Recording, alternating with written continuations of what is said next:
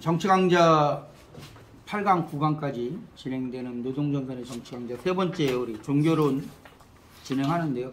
원래 이 종교론이 없었고 제가 원래 마지막 강의 현장 조직 관련돼서 발제하기로 했던 건데 이게 한 강의를 더 넣어야 된다 그래서 뭐 넣을까 하다가 종교론을 넣었어요. 넣었는데 이게 넣고 나서 보니까 이게 난감하더라고요. 그러니까 내용이 난감한 게 아니라 발제를 해야 된다는 게 뭐 잠깐 말씀드리면 우리 큰딸내미가 지금 28인데 결혼한 지 이제 29년 차 이렇게 됐죠.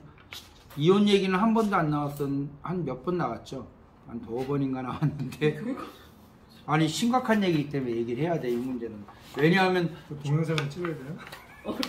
네, 다 찍어요. 다 찍어야 돼. 좀 자르는 거야. 여보야 사랑한다. 요거까지 꼭 편집해 주시길 바라고. 이게 왜 그러냐면 저희 집사람이 모태신앙을 갖고 있어요. 개신교 모태신앙 갖고 있는데 제가 한마디 금기사항을 얘기했다가 이혼 얘기까지 이혼을 당할 뻔한 상황이 있어서 뭐냐면 어서 주워들은 건 있어서 종교는 노동자 인민의 아편이다 이 한마디 했다가 바로 그냥 이혼으로 하자고 이렇게 돼서 그때 그렇게 했습니다.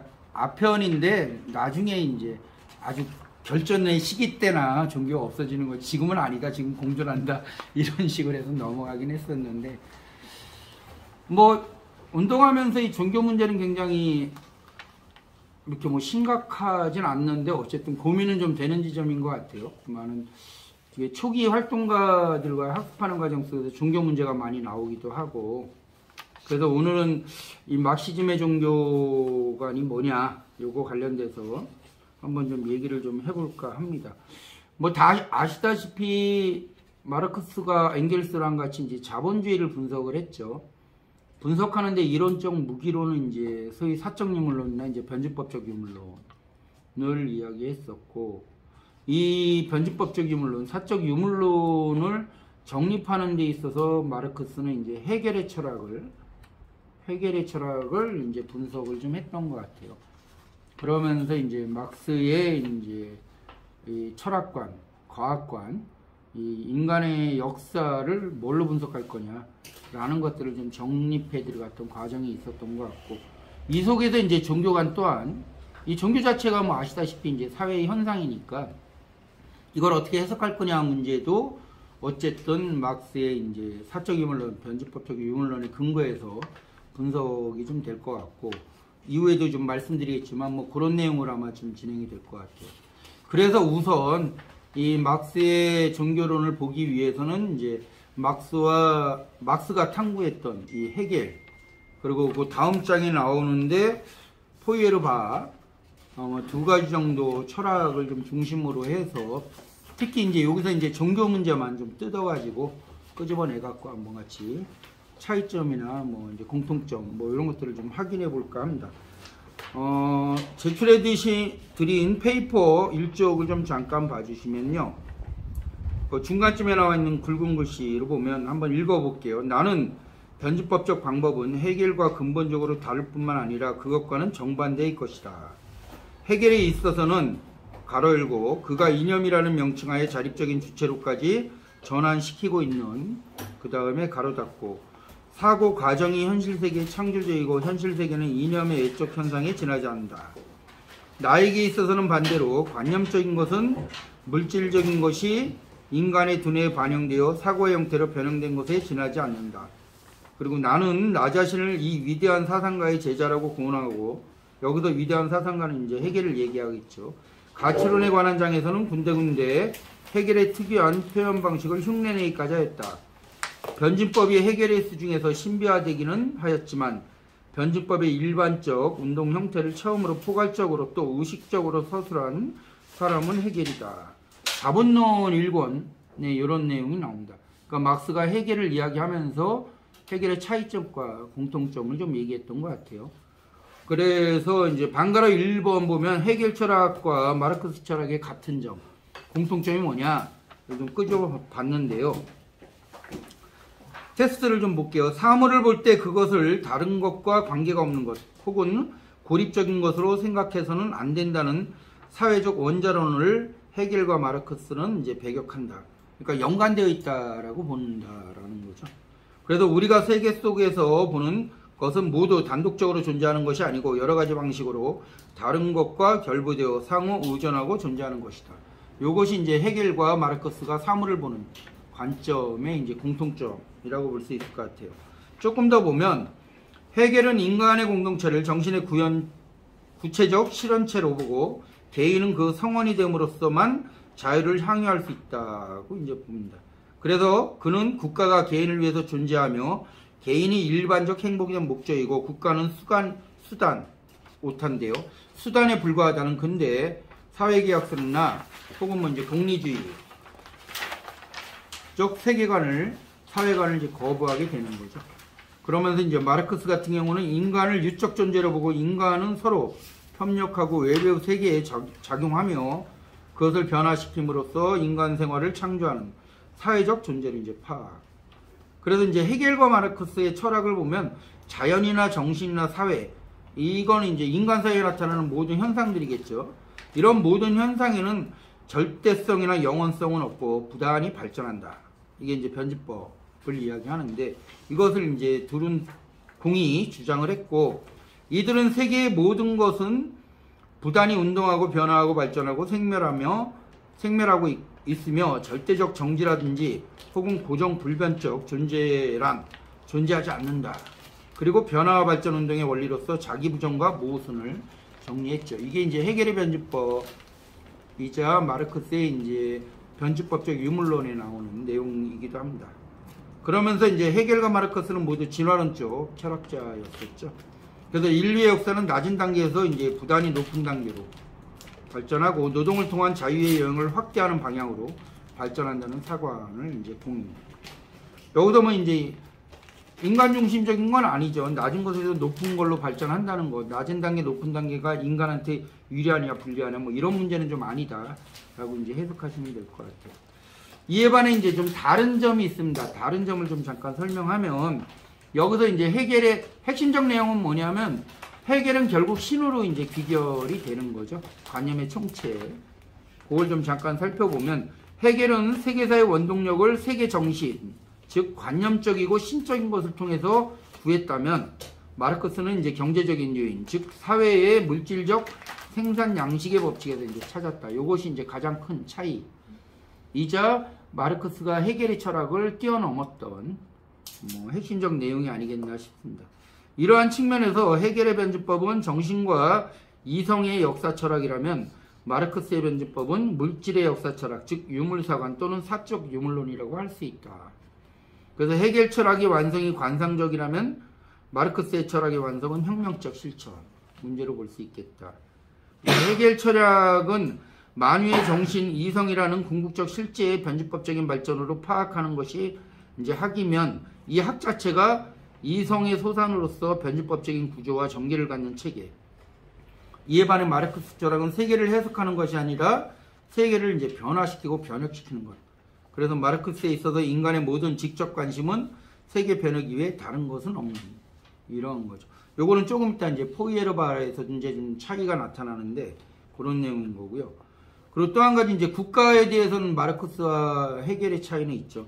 마르크스는 국가를 계급 지배의 수단과 폭압 기구의 이자 악으로 좀 규정했던 것 같고 이에 반해 헤겔은 자본주의 국가 권력을 지상에 존재하는 신적 존재. 그래서 개인이 공동체 일부로 자신의 자유를 실현하는 인류적 전체로서 국가를 이제 규정하죠. 그래서 헤겔의 국가로는 국가 그 자체가 목적이고 개인의 최고의 의무는 국가의 성원이 되는 것. 그래서 개인은 국가에서만 자신의 본질을 지닐 수 있고 또한 자기가 지니고 있는 일체의 가치와 일체의 정신적 현실성도 오직 국가를 통해서만이 가능한. 그래서 국가로 귀결되면서 그 자체가 이제 신으로 이렇게 이제 귀결되는. 이게 이제 엄청난 차이가 좀 있는 것 같아요. 요렇게 해서 이제 마르크스가 헤겔의 철학에서 이제 받아들였던 거는 이제 변주법. 그 다음에 변주법을 받아들인 거였었죠. 그러면서 우리가 흔히 말하는 이제 유물론과 관념론에서 이제 대립이 됐던 과정이었다라면 이제 포이에르바와의 또 차이는 좀 있습니다. 페이퍼 3쪽을 좀 봐주시면요. 마르크스가 헤겔의 관념론에 대해서 비판적 시각을 가지면서 유물론의 입장에 서게 된 절대적 계기가 됐던 것이 이제 포이에르바였던 거죠. 포이에르바 같은 경우는 1839년에 헤겔 철학의 비판, 그 다음에 기독교의 본질 등을 통해서 헤겔 철학의 비판을 가하면서 자연주의, 현실적 인간주의라고 부르는 자기의 독특한 유물론을 좀 제시를 했습니다.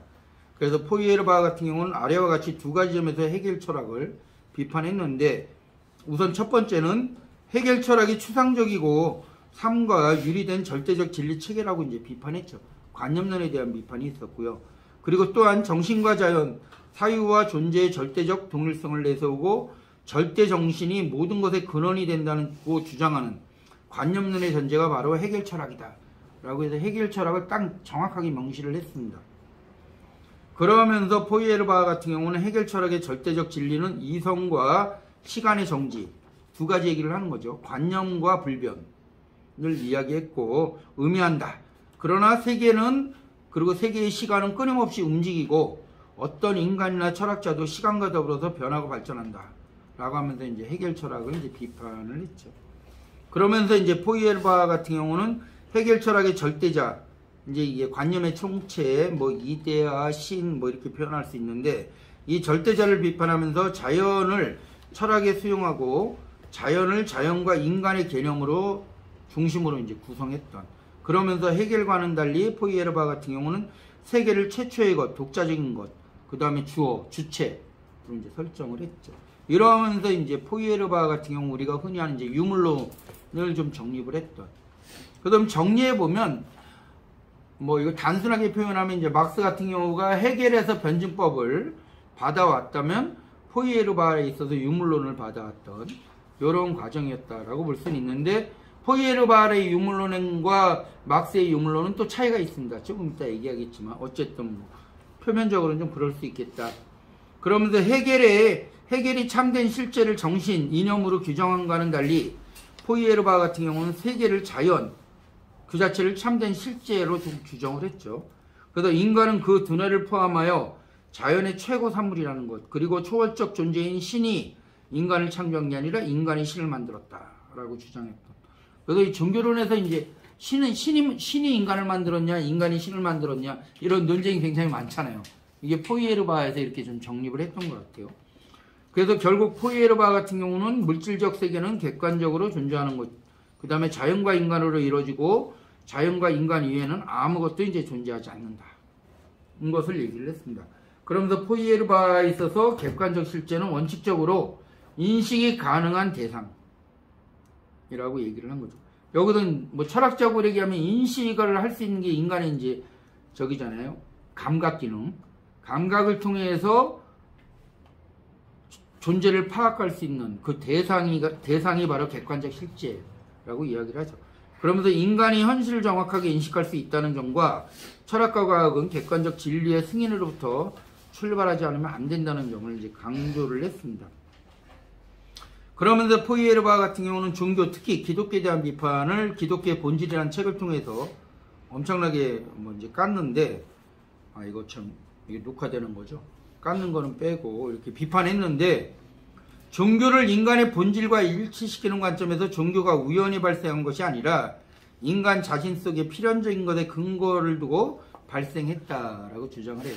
조금 이따 이제 종교의 기원 문제도 잠깐 얘기를 하겠는데, 종교가 어떻게 시작했냐 라는 문제인 거죠.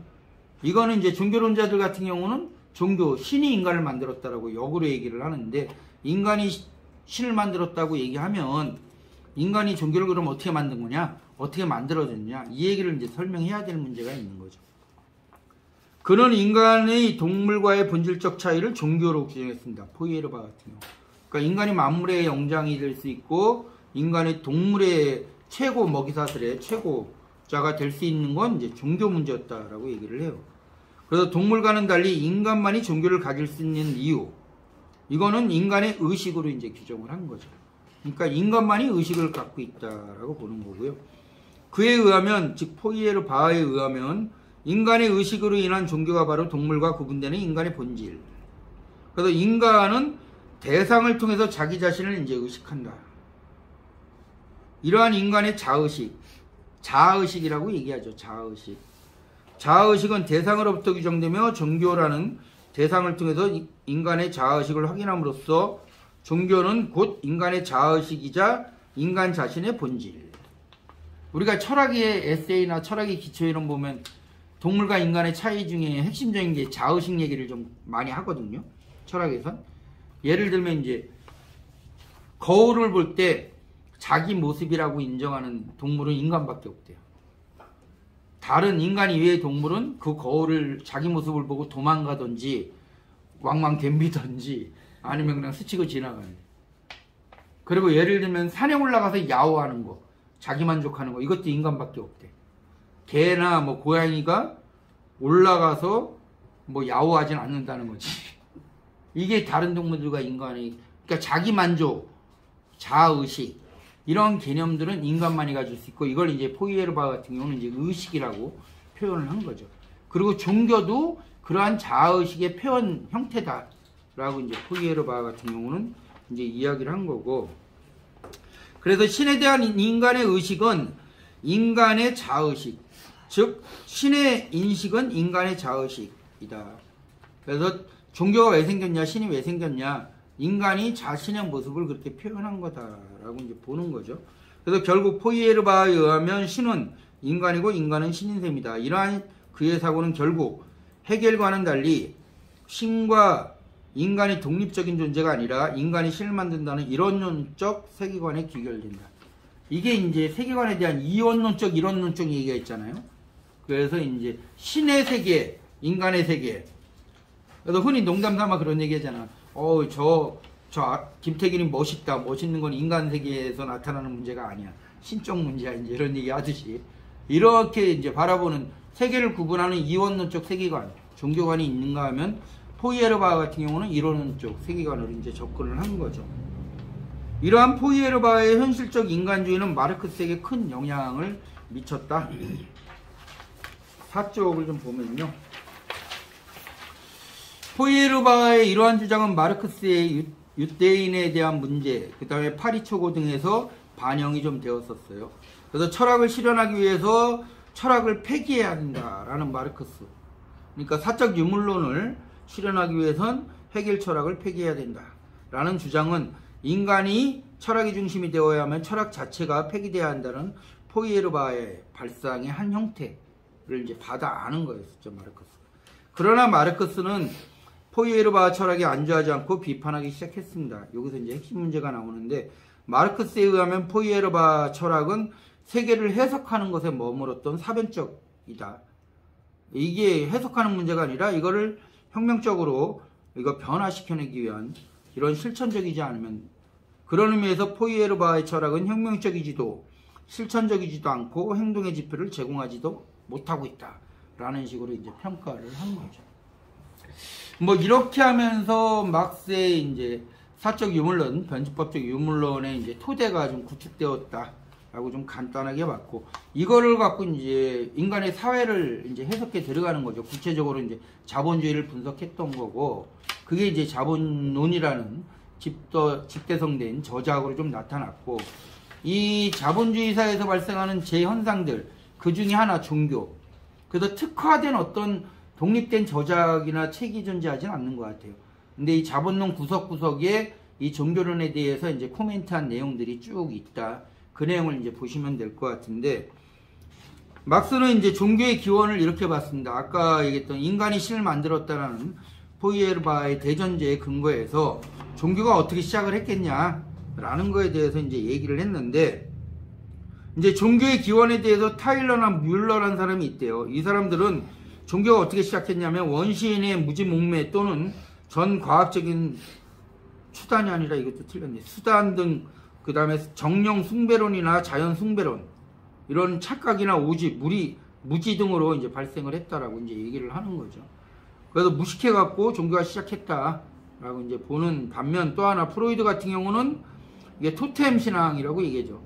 토템, 이게 이제 이 내용을 보냐면 토템 앤 타부라는 책을 통해서 종교 기원에 대해서 이제 쭉 이야기를 하는데, 프로이드의 종교 기원 같은 경우는 이 얘기를 합니다. 최초의 아버지가 있었다고 하더라고요. 인류의 최초의 아버지가 있었는데, 같이 인간이 무리지어 살다가 최초의 아버지가 이제 아들들을, 남자들을 다 배제한 거죠.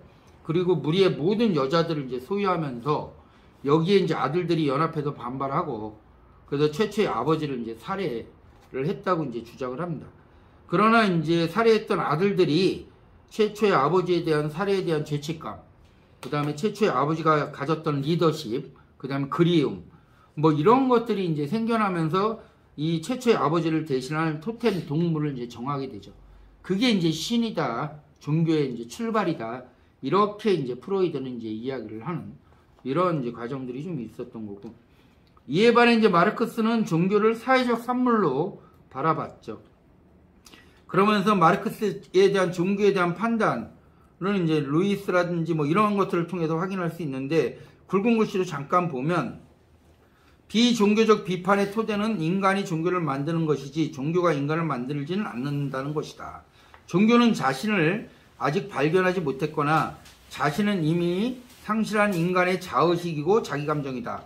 그런데 인간이라는 것이 세계 바깥에서 웅크리고 앉아있는 추상적인 존재가 아니라 인간이란 인간세계, 즉 국가이고 사회이다. 이 국가, 이 사회가 전도된 세계의식인 종교를 만든다. 왜냐하면 바로 국가와 사회가 전도된 세계이기 때문이다 라고 하면서 종교 자체가 사회로부터 발현되어졌다 라고 얘기를 합니다.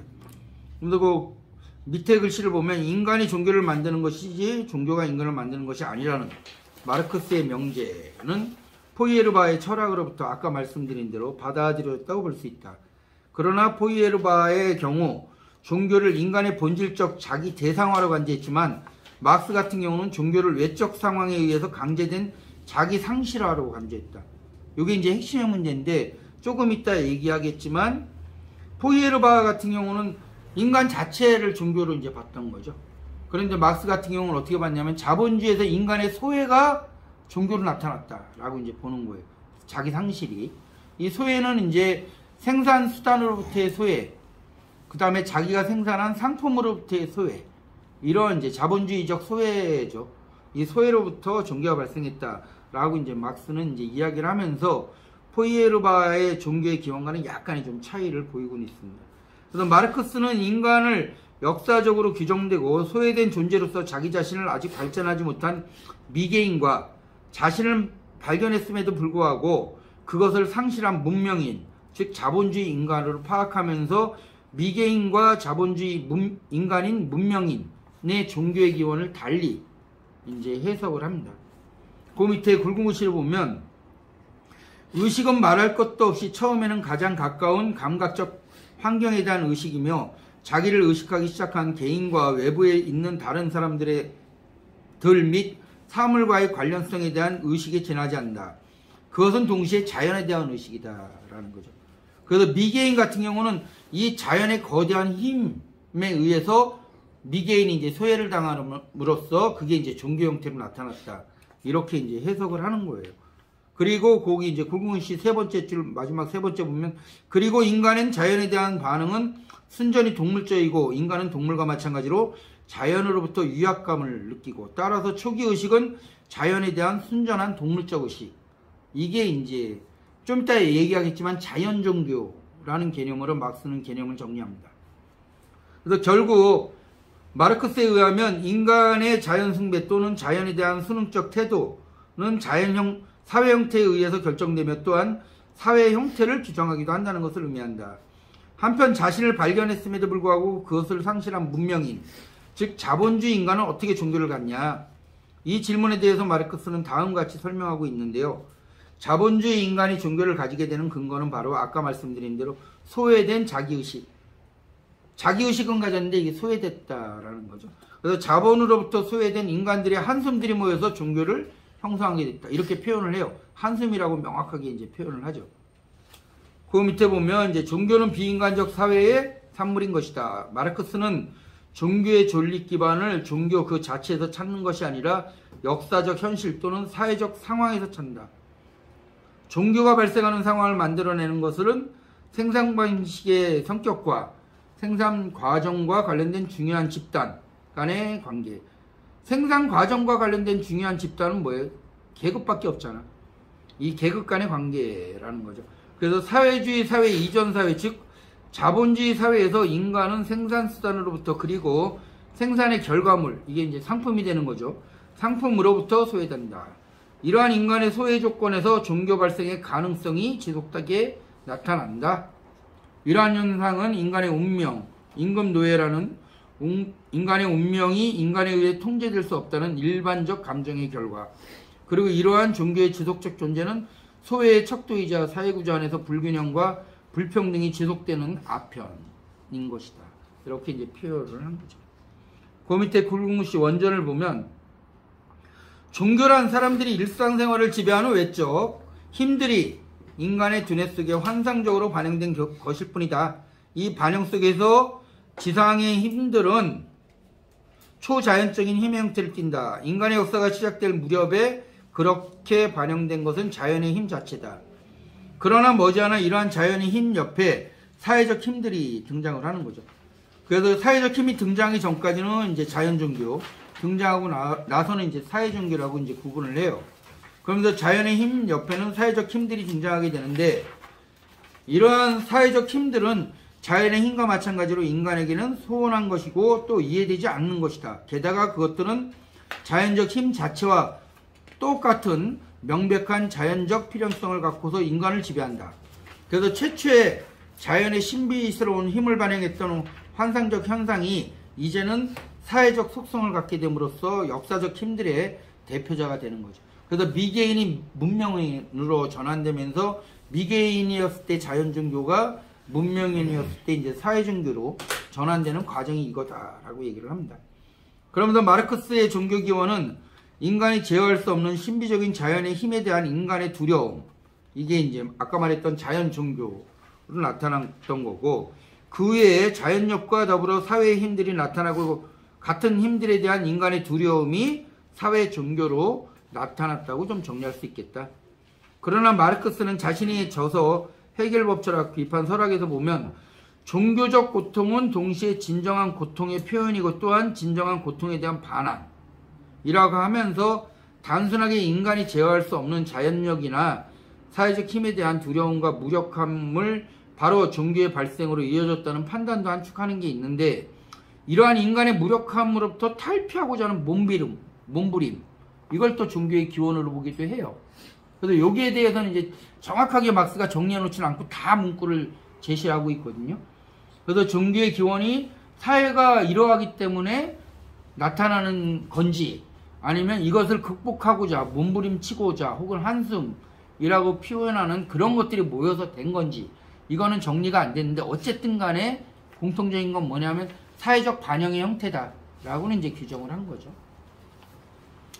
이렇게 해서 이제 종교의 기원을 좀 보시면 될 것 같고, 그럼 막스즘의 이 종교관에 있어서 종교가 어떤 기능과 역할을 하냐, 아까 표현했던 대로 이제 아편 얘기를 많이 하죠.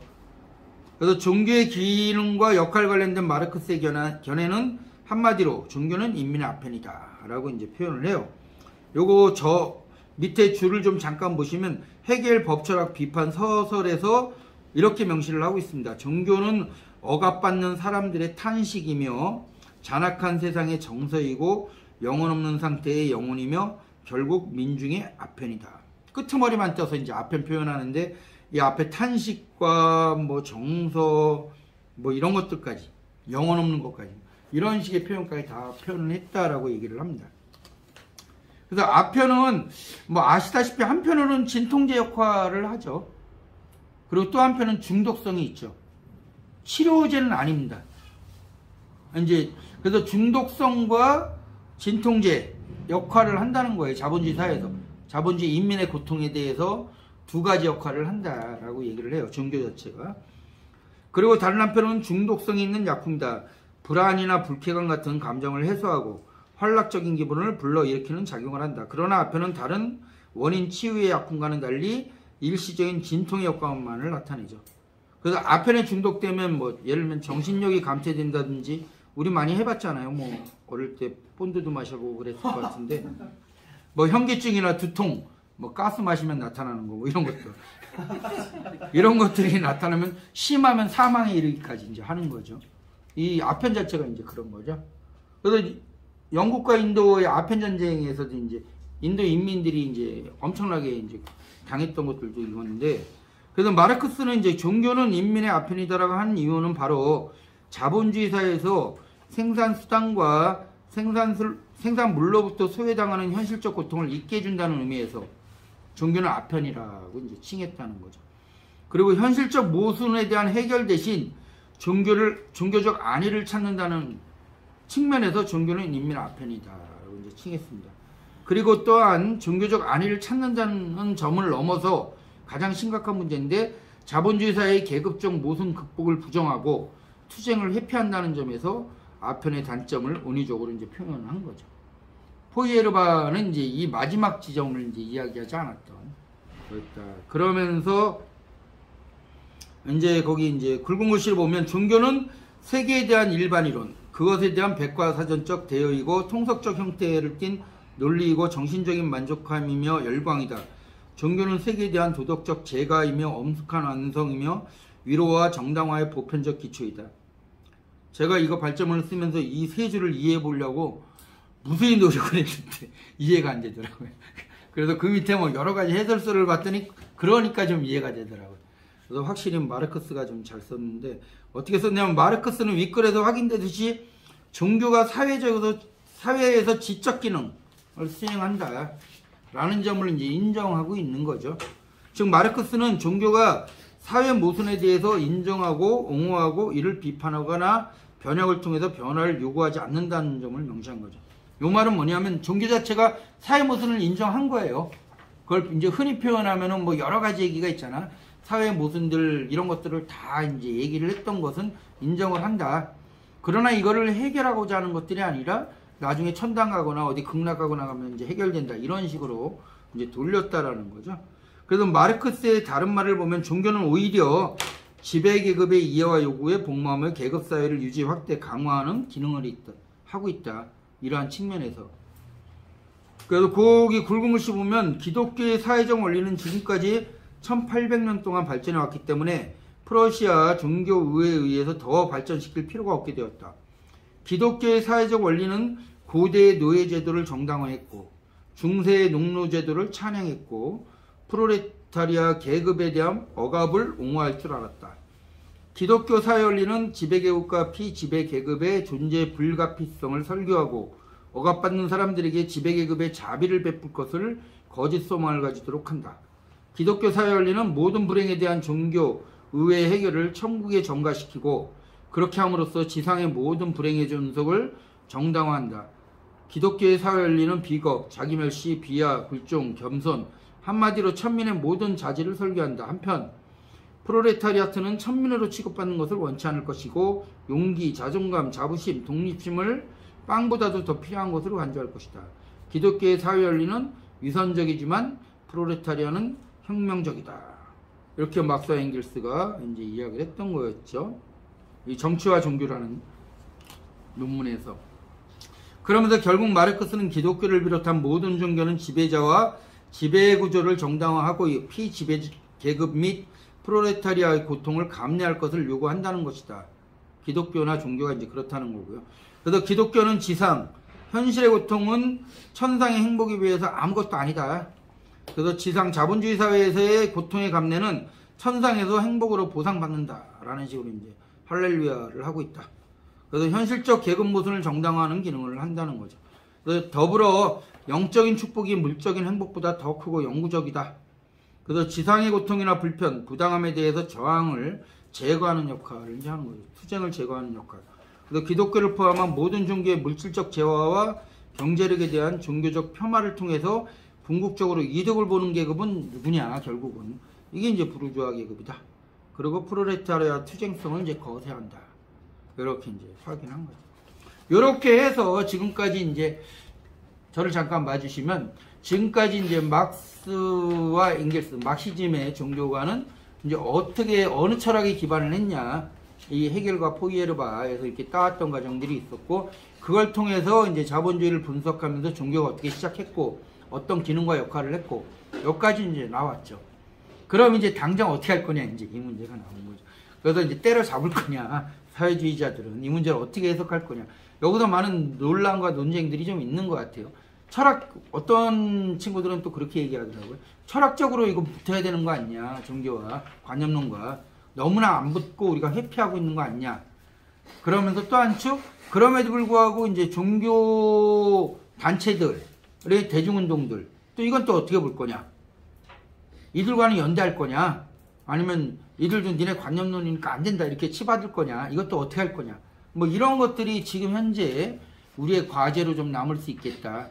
그래서 그 부분에 대해서도 이제 레닌까지 이어져서 스탈린까지 이어져서 그 문제를 쭉 얘기를 합니다. 그래서 뭐 간단하게만 여기서 좀 확인하는 걸로 해서 넘어가면 7쪽에 보면 이제 4번입니다. 사회주의자의 종교에 대한 대응 방향. 막스주의는 종교의 출현과 종교 역할을 물적 토대, 즉 사회로부터 규정됨을 이야기했죠. 그래서 현실의 거대한 힘, 자연적 힘에 굴복하는 미개인의 자연종교나 아니면 자연적 힘과 사회적 힘에 굴복하는 문명인의 사회종교, 모두 사회적 토대로부터 종교의 기원을 이야기하고 있다. 그래서 결국 마르크스주의 종교와는 종교란 사회적 구조의 모순의 반영임으로써 구조의 모순이 해소된 관계, 종교도 해소됨을 이야기합니다.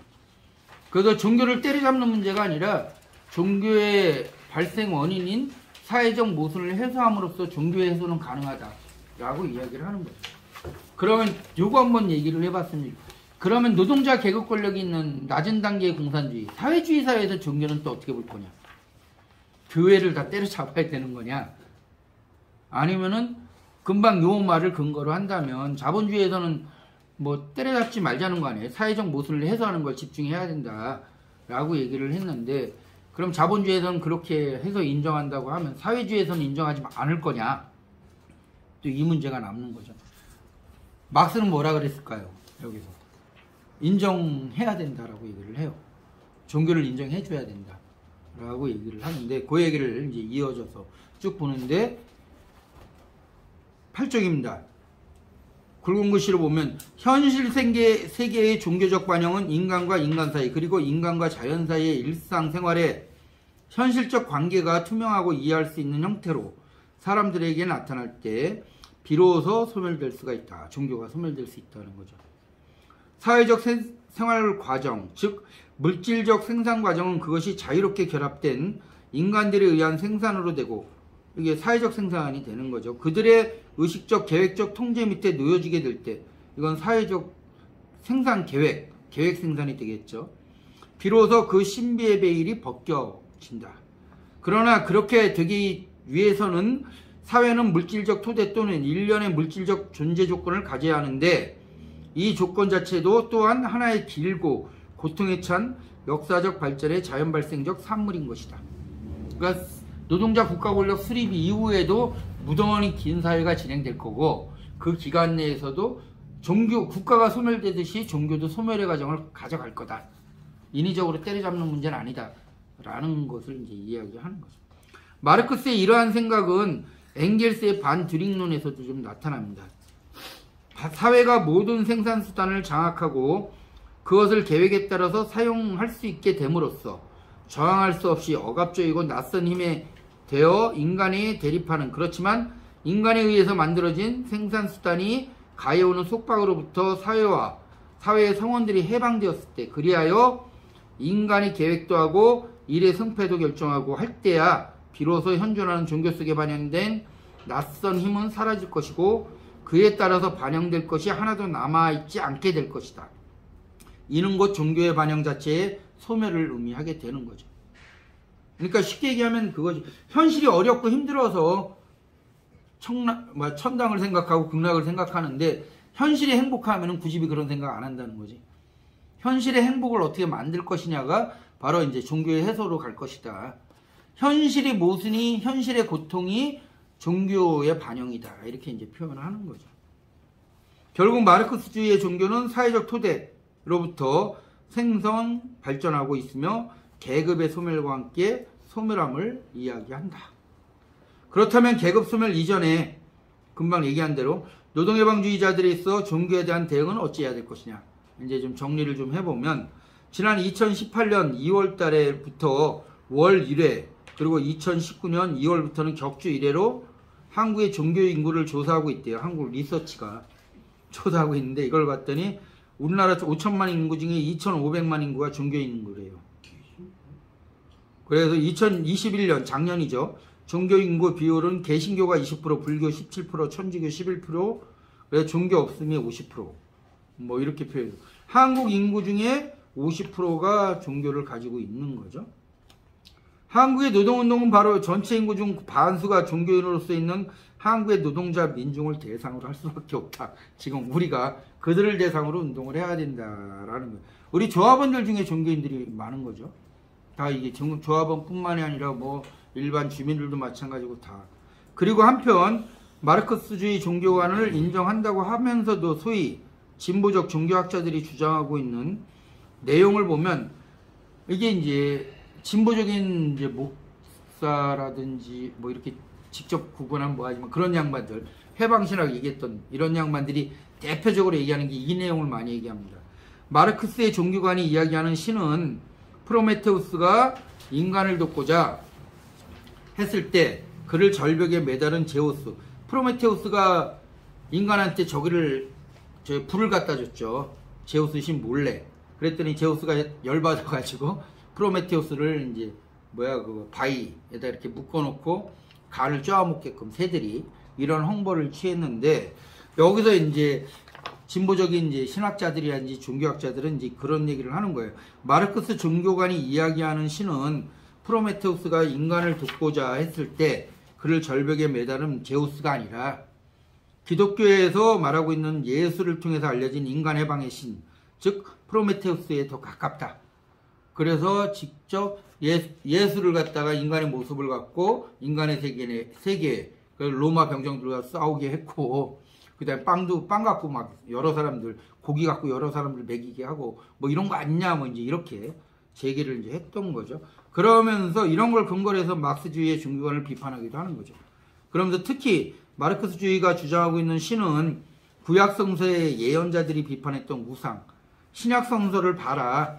거기에는 인간의 방을 위해서 열심히 투쟁하는 예수의 모습이 보인다. 이제 이렇게 이제 주장을 좀 하는 거죠.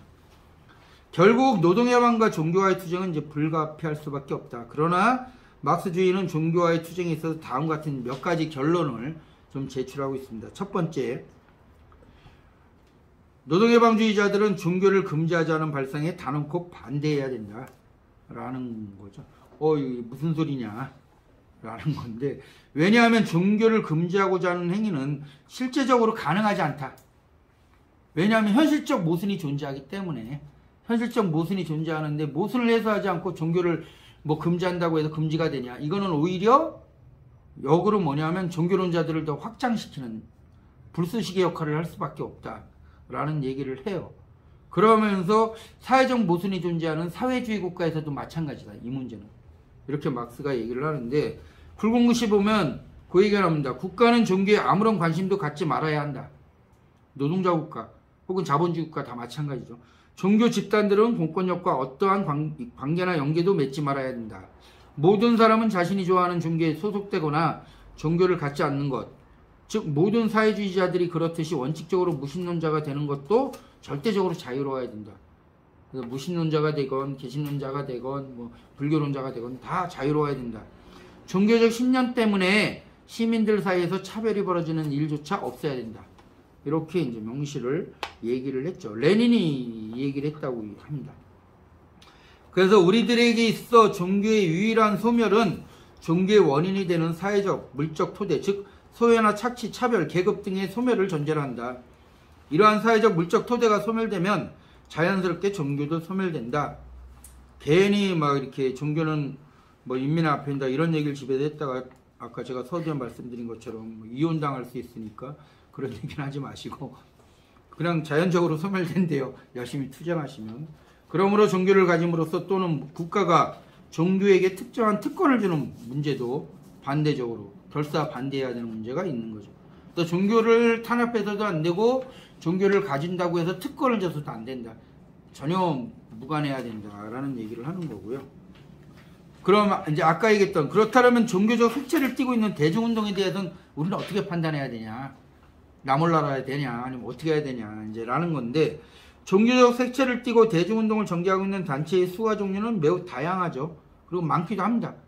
그리고 뭐 아시다시피 70년대, 80년대 같은 경우는 산업선교회라든지 뭐 이런 걸 통해서 다 야학이나 뭐 이런 것들이 다 그런 거였었죠. 종교의 탈을 쓰고 탈을 썼는지 진짜 종교인자들이 들어간 건지 어쨌든 가서 현장 가서 우리가 세미나도 하고 막 이랬는데 그러한 것들을 우리가 어떻게 봐야 되냐.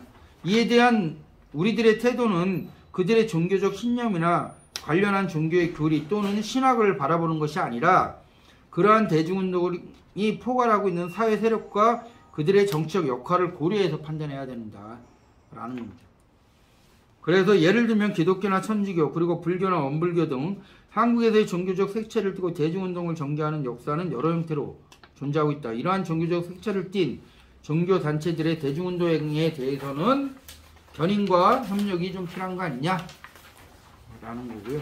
특히 노동자 대중운동을 견인하고 지도해야 될 상황이라면 50% 정도의 종교인을 가지고 있는 한국에서 노동자의 대중주의, 즉 노동조합운동의 지도, 지원 사업에 있어서 특히 이러한 원칙은 더욱더 명확하게 가져갈 필요가 있다.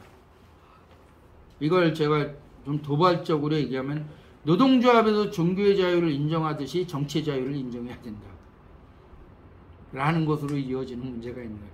특정한 당을 지지할 것을 강요해서도 안 되고 특정한 종교를 지지할 것을 가져야 될 것을 주장해서도 안 되고 그것도 무신론도 마찬가지라는 거죠. 다. 그래서 결론을 좀 잠깐 얘기하면 종교의 생성과 발전은 사회적 물적 토대로부터 규정한다. 그리고 종교의 사멸은 계급 모순의 사멸과 함께 이루어진다. 이러한 종교적 관점은 마르크스주의를 통해서 확인할 수가 있다. 그래서 우리로서 종교에 대한 태도는 바로 이러한 마르크스주의적 종교관에 의해서 규정되어야 할 것이다. 그러나 국가가 특정한 종교에 대한 특권 부여 또는 종교를 가짐으로써 가질 수 있는 특권에 대해서도 우리는 반대를 분명히 해야 된다.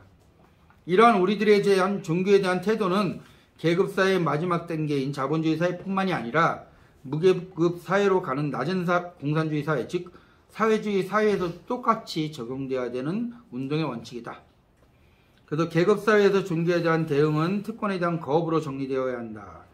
노동자 민중의 아편이기 때문에 직접적 대응이 아니라 종교의 생명줄이라고 할 수 있는 계급 모순을 해소하는 투쟁을 통해서 종교의 해소를 요구해 들어가야 된다.